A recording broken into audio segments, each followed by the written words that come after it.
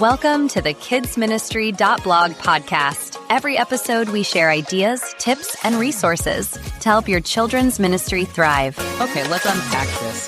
The whole challenge of bringing in new families using community events. It sounds great on paper. Right? Absolutely. But the reality can be, well, pretty different. Exactly. We're digging into this really candid article from kidsministry.blog today, and it doesn't shy away from the messy side of event planning. Yeah, it's quite the reality check. They talk about this vision, a perfect fall festival, hundreds of families, And then an empty parking lot an hour before it starts. It's a familiar feeling for a lot of people doing outreach. So our mission here is to pull out the practical stuff, the maybe surprising lessons about what really connects with families.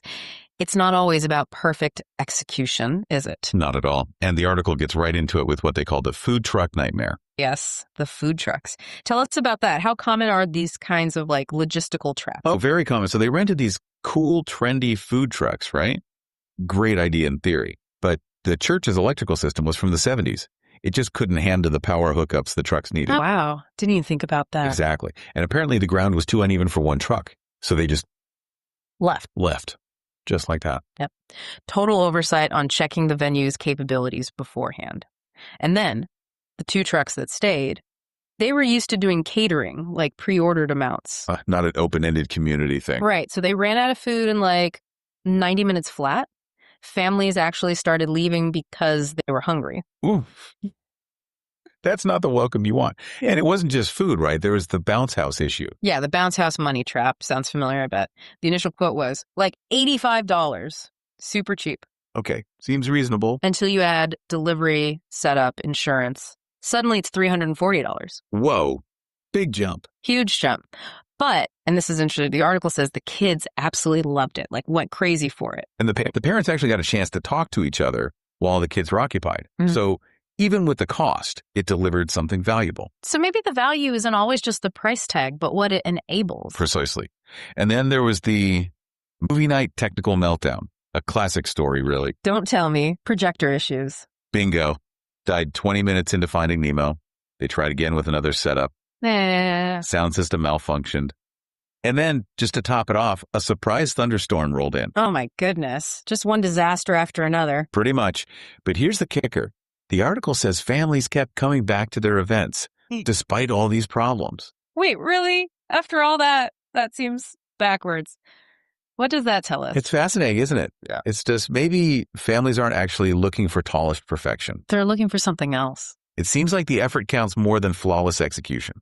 They sense the genuine attempt to create something for them, even if it's, watching a glitchy movie under a leaky tent. Yeah. Authenticity. Okay, that makes sense.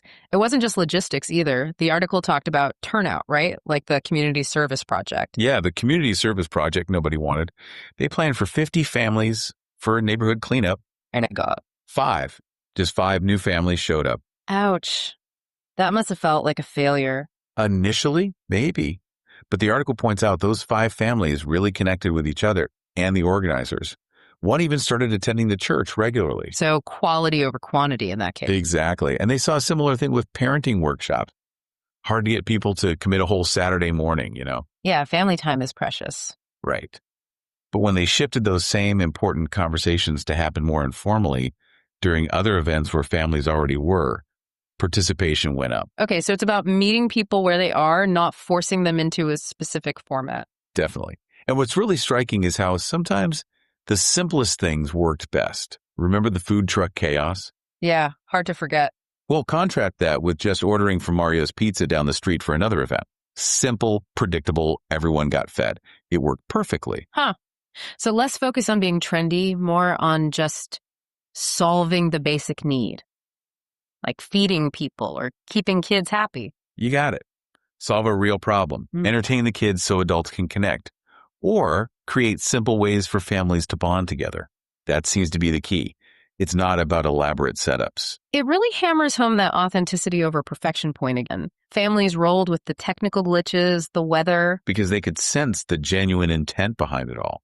The effort was real, even if the execution wasn't perfect. Which means we need to think differently about what success even looks like for these events. It's not just counting heads at the door. Absolutely. The article really pushes for different metrics. Are families coming back? Are real connections being formed? Are kids asking their parents, can we go again? Word of mouth, too, I imagine. Huge. Those are the deeper indicators, not just a big one-off crowd. It shifts the whole goal, doesn't it? From just throwing an event to actually building relationships. And that leads to the importance of a low-pressure, genuine welcome.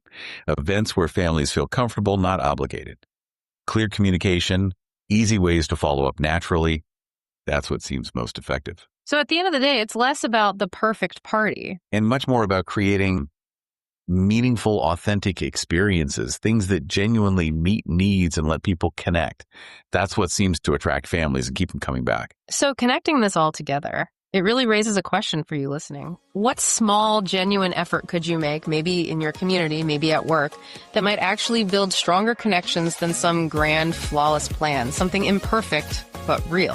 Thanks for listening. To find more ideas, tips, and resources, go to kidsministry.blog. We'll see you next time.